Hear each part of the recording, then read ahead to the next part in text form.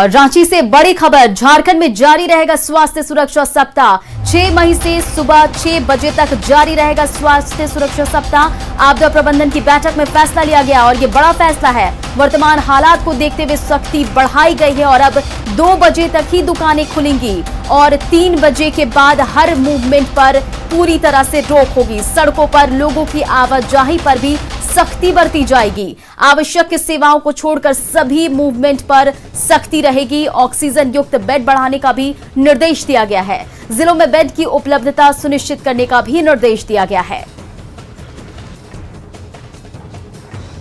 देखिए, वर्तमान संक्रमण को ध्यान में रखते हुए जो स्वास्थ्य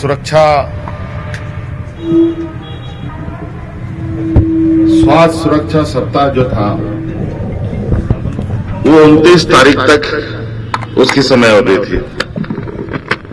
वर्तमान हालात को देखते हुए हम लोगों ने स्वास्थ्य सुरक्षा सप्ताह का समय अवधि बढ़ाने का निर्णय लिया है और वो मई 6/5/2021 तक बढ़ाया जाएगा सुबह 6 बजे तक। और इस सुरक्षा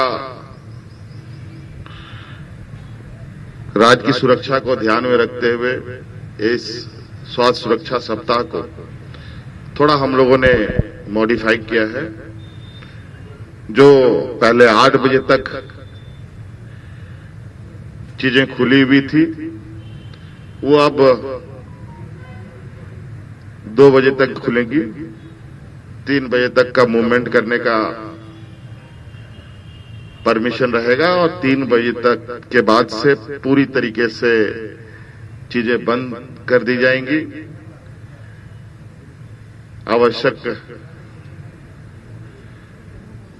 वस्तुओं को छोड़कर।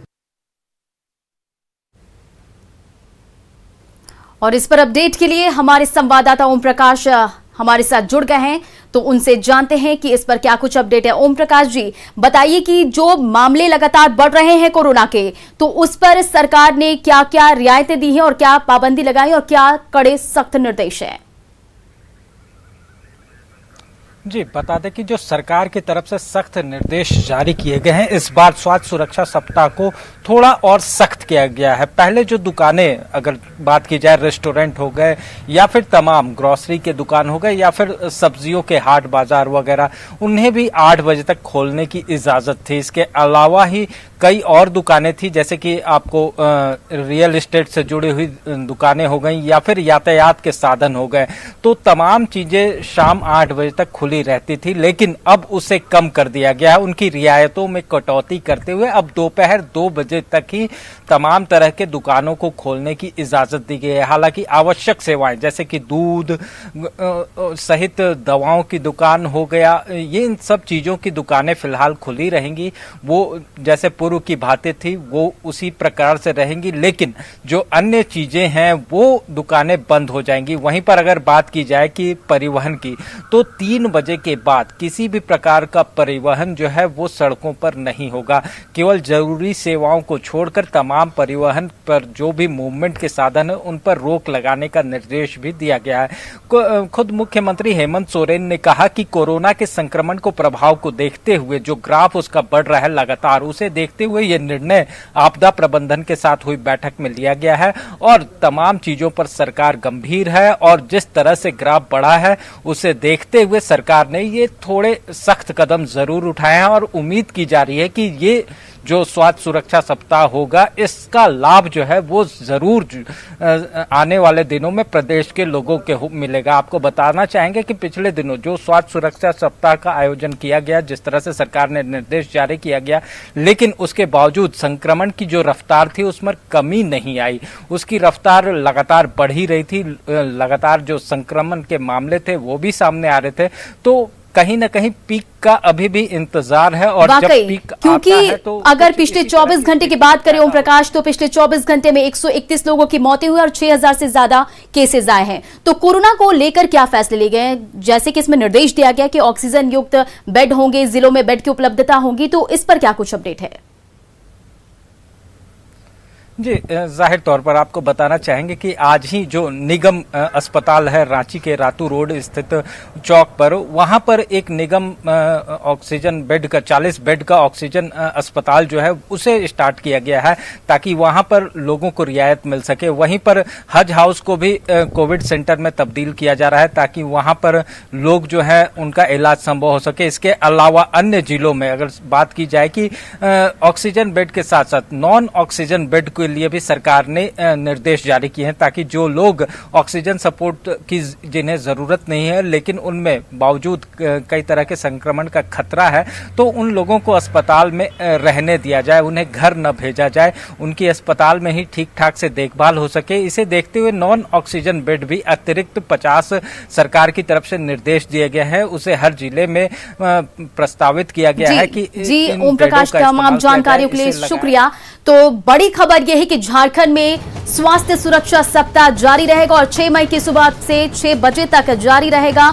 आपदा प्रबंधन की बैठक में यह फैसला लिया गया है। वर्तमान हालात को देखते हुए, बढ़ते कोरोना के संक्रमण को देखते हुए यह फैसला लिया गया है और अब 2 बजे तक ही दुकानें खुलेंगी और 3 बजे के बाद हर मूवमेंट पर पूरी तरह से रोक लगा दी गई है। सड़कों पर वाहनों की आवाजाही पर भी सख्ती होगी।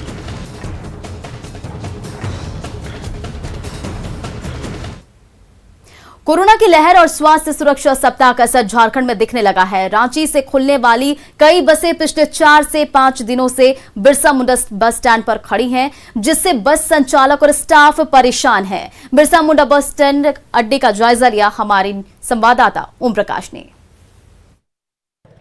राजधानी रांची का अंतर्राज्यीय बस अड्डा बिरसा मुंडा बस अड्डा, जहां से तमाम राज्यों की बसें जो है वो खुला करती हैं। कोलकाता हो, उड़ीसा हो, बिहार हो या फिर उत्तर प्रदेश, यहाँ से तमाम जगहों के लिए बसें हैं और यहाँ से बसें दूसरे राज्यों के लिए भी रवाना होती हैं। लेकिन लॉकडाउन और साथ में कहें कि कोरोना संक्रमण का कुछ इस तरह का प्रभाव पड़ा है कि कई बसें यहाँ 4-5 दिन से खड़ी हैं, बसों में सवारी नहीं है, जिस वजह से यहाँ से बस जो है वो अपने गंतव्य तक नहीं जा पा रही है, जिससे कहीं ना कहीं कहा जाए तो बस जो संचालक हैं उनके सामने भी कई तरह की समस्याएं हैं। वहीं जो कर्मी हैं उनके सामने भी रोजी रोजगार को लेकर परेशानी का सबब बना हुआ। क्या यहाँ से कैसी है बुकिंग वगैरह हो रही है, लोग आ रहे हैं या नहीं? सवारी आ रही, गाड़ी लगा है, सवारी आ नहीं रही है। हाँ, कैसे चलेगा पेट, बोलिए? गाड़ी 5-6 दिन से गाड़ी खड़ी हुई है, कहाँ चलेगा गाड़ी, बोलिए? कोरोना के खौफ से कोई यात्री घर से बाहर नहीं निकल रहा है। हम लोग तो हर फैसिलिटी दे रहे हैं कोरोना की वजह से, मास्क, सैनिटाइज, सब कुछ, गाड़ी को वाश सब कुछ अच्छे से करा रहे हैं। गाड़ी का तौली उली सब कुछ अभी हम लोग हटा दिए हैं कोरोना की वजह से, फिर भी सवारी डर से नहीं निकल रहा है, कोरोना के खौफ से घर से बाहर नहीं निकल पा रहा है। आपकी भी बस, आप भी यहाँ पे हैं, क्या लगता है? नहीं हो रहा है, सवारी नहीं हो रहा है गाड़ी में। गाड़ी लगी हुई है लेकिन सवारी नहीं हो रहा है, सवारी नहीं आ रहा है। बसें जो हैं वो बिरसा मुंडा बस अड्डे पर कई दिनों से खड़ी हैं। वहीं पर ये भी जो सरकार से भी रियायत की मांग जो है वो बस संचालक कर रहे हैं ताकि वो अपने जो कर्मी हैं उनका गुजर बसर चला सके। हालांकि सरकार इस ओर फिलहाल अभी कोई ध्यान तो नहीं दे रही है, लेकिन जल्द ही इस दिशा में हो सकती है कि सरकार भी पहल करे। लेकिन जो स्थिति है वो अपने आप में ये बताती है कि कोरोना का कहर कितना है, लोगों में डर है। इसे लेकर ये अच्छी बात है कि लोग घरों से नहीं निकल रहे हैं, जहां है वो वहीं है, लेकिन इसका साइड इफेक्ट जो है वो बस अड्डों पर साफ तौर से नजर आ रहा है। कैमरामैन संत के साथ ओम प्रकाश, न्यूज़ 18 रांची। अब बात कोडरमा की। कोरोना संक्रमण के बढ़ते मामले पर नियंत्रण और संक्रमित मरीजों को बेहतर इलाज मुहैया कराने जिला प्रशासन युद्ध स्तर पर प्रयासरत है। डीसी रमेश घोलप जुमरी तिलैया स्थित ओम क्लिनिक पहुंच कोविड इलाजरत मरीजों की जानकारी ली। इस हॉस्पिटल में कोविड मरीजों के लिए ऑक्सीजन युक्त 16 बेड की शुरुआत की गई। इस क्लिनिक के 2 चिकित्सक कोरोना संक्रमित हो गए हैं। उपायुक्त ने बताया कि हॉस्पिटल को जिला प्रशासन द्वारा पर्याप्त संख्या में कर्मी उपलब्ध करा दिया जाएगा। मरीजों के बेहतर इलाज के लिए स्टाफ की कमी की समस्या भी नहीं होगी। महगामा विधायक दीपिका पांडे के खिलाफ पुलिस महकमे में उबाल नजर आ रहा है। झारखंड पुलिस एसोसिएशन विधायक दीपिका पांडे के खिलाफ आर पार की लड़ाई के मूड में है। पुलिस एसोसिएशन ने विधायक के खिलाफ मोर्चा खोलते हुए विधायक की अविलंब गिरफ्तारी की मांग की है, तो वहीं पूरे मामले की सीआईडी जांच की भी मांग को लेकर डीजीपी को ज्ञापन सौंपा। विधायक की गिरफ्तारी नहीं होने पर पुलिस एसोसिएशन ने आंदोलन तक की चेतावनी दे दी है। एसोसिएशन ने आरोप लगाया कि दीपिका पांडे सिंह ने पहले दारोगा के साथ मारपीट की और उसके बाद थाने पर ड्रामा किया। महगामा के माननीय विधायक दीपिका पांडे सिंह ने 25/4/2021 को मेहरमा थाना में जाकर के वहां के थाना प्रभारी को जलील किए और मारपीट किया गया। इसके लिए जो कांड दर्ज किया गया है, उसके बाद दोबारा पुनः थाना प्रभारी के विरुद्ध एक और केस दर्ज करवाने के लिए 26/4 को वहां जाती हैं और कोविड के नियमों का उल्लंघन करते हुए बेशर्मी से थाना पर बैठ करके धरना पर और कांड दर्ज करवाती हैं। इसके पूर्व 2020 में भी उनके द्वारा कोविड के नियमों का उल्लंघन करके कांड दर्ज करवाया गया था। अर्णव गोस्वामी के विरुद्ध में थाना प्रभारी को निलंबित कराया गया था। तो उनके व्यवहार से ऐसा लगता है कि गोड्डा पुलिस दहशत में है। को यह पत्र दिया है कि गोड्डा के विधायक के विरुद्ध जो कांड दर्ज किया गया है उसका जांच अपराध अनुसंधान विभाग झारखंड रांची करे और तत्काल कांड को अनुसंधान करने के बाद तुरंत उनकी गिरफ्तारी हो। कौन सा अधिकार संविधान में दिया गया है कि कोई पुलिस पदाधिकारी गोड्डा में जाए या किसी थाना में जाए, उससे पूछने का कि आप क्यों आए हुए और उसके साथ कानून पकड़ के मारपीट करना, ये कहीं ना कहीं लगता है कि कानून को अपने मुट्ठी में लेकर पूरे जिला को चलाना चाहती है। और इसको लेकर वहां के गोड्डा जिला के काफी लोग मर्माहत आक्रोशित है। हम सरकार के आपके माध्यम से पुलिस विभाग के मुखिया से मांग करना चाहेंगे कि ऐसे लोगों पर सख्त कार्रवाई की जाए।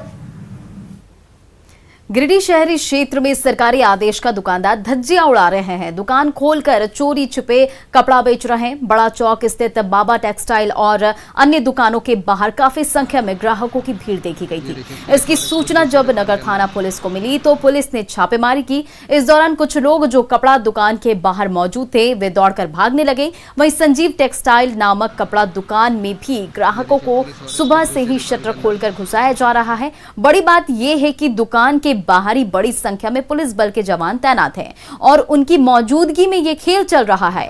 बता दें कि झारखंड में 1 सप्ताह का लॉकडाउन लगा है और इसे लेकर सरकार ने स्वास्थ्य सुरक्षा सप्ताह का नाम दिया है।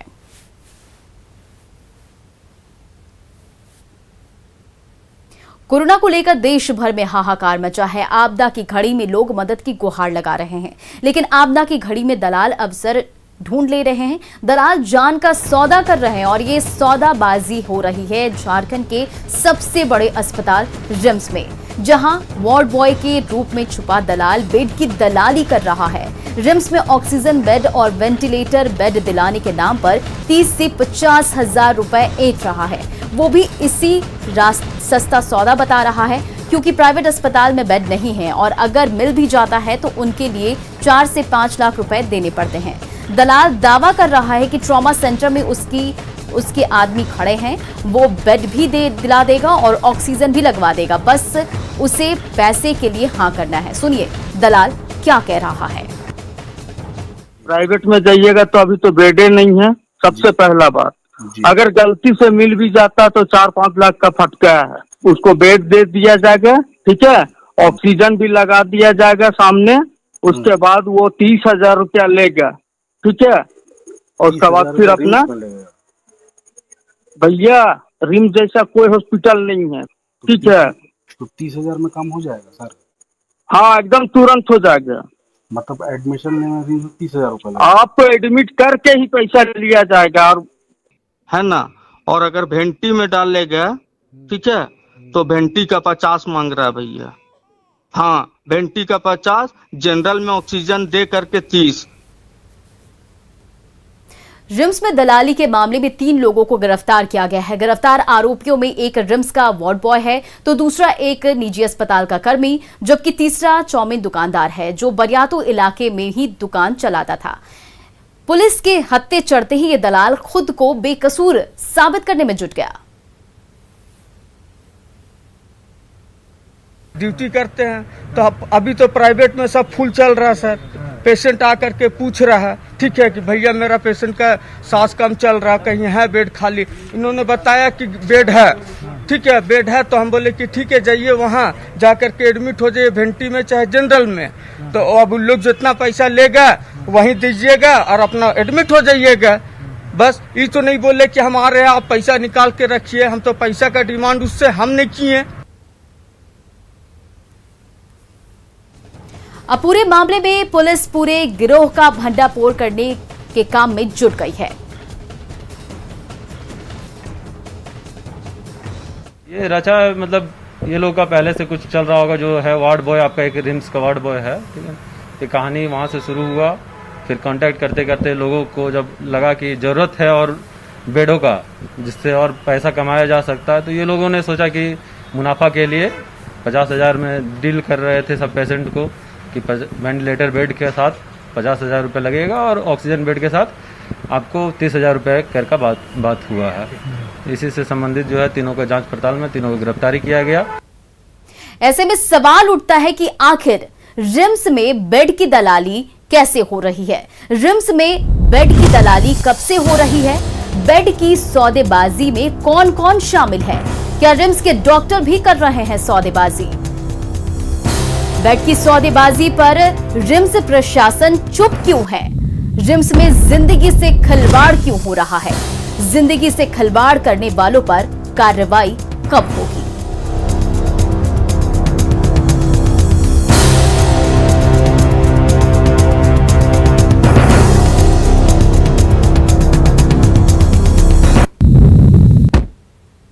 तो फिलहाल इस बुलेटिन में इतना ही। बने रहिए न्यूज़ 18 बिहार झारखंड के साथ।